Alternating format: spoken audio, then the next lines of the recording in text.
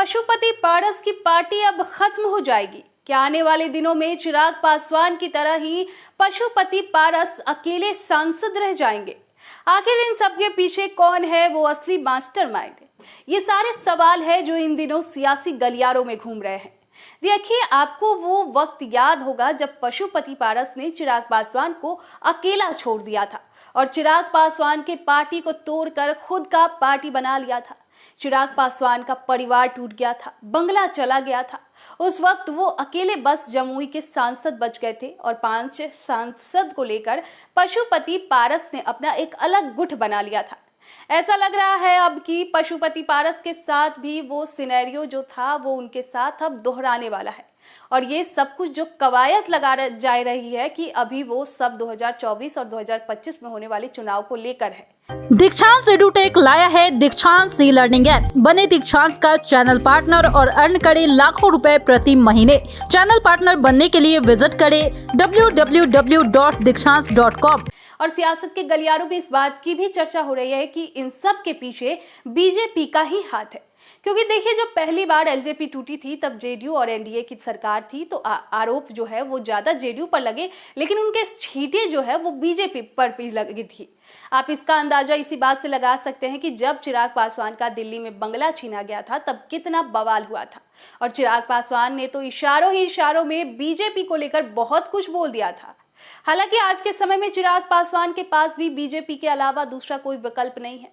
कह सकते हैं कि उनके पास एक मजबूरी है जिससे वो अपने आप को आज तक बीजेपी का हनुमान कहते आ रहे हैं।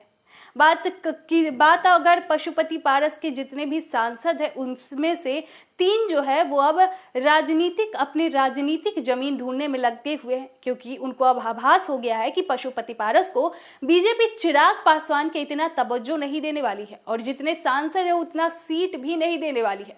वैसे स्थिति में उनके पास एक ही विकल्प है जो कि है चिराग पासवान। आज के दिन में चिराग पासवान एक उभरता हुआ नेता है। बिहार की राजनीति में उनका काफी ज्यादा महत्व है। तो अगर पशुपति पारस चिराग के साथ नहीं जाते हैं, जैसा कि बीजेपी ने कहा है कि उन दोनों को एक साथ होना पड़ेगा तभी बात बनेगा, और यही वजह है कि अब तक कोई बात नहीं बन पाई है, डील नहीं हो पाई है उन लोगों के बीच, क्योंकि वो दोनों साथ नहीं आ रहे हैं। तो ऐसे में जो है पशुपति पारस के जो 3 सांसद है वो चिराग पासवान को अपना एकमात्र विकल्प के तौर पर देख रहे हैं।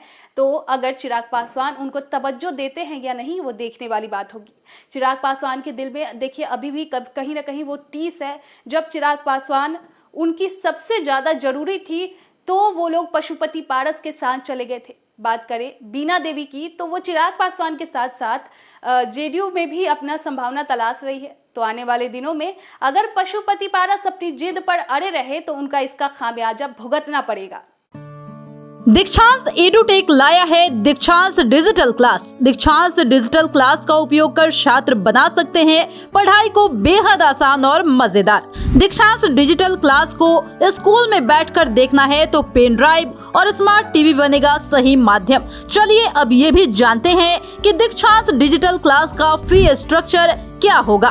नर्सरी से लेकर यूकेजी के लिए 7,000, नर्सरी से लेकर दूसरी कक्षा के लिए 12,000, नर्सरी से लेकर 5वीं तक के लिए 18,000, नर्सरी से लेकर 8वीं तक के लिए 24,000, नर्सरी से लेकर 10वीं तक के लिए 30,000। अगर आपको डेमो करना है तो उसके लिए आप दीक्षांत डिजिटल क्लास के YouTube चैनल को विजिट कर सकते हैं। हमारे YouTube चैनल को सब्सक्राइब और Facebook पेज को लाइक करना ना भूलें। धन्यवाद।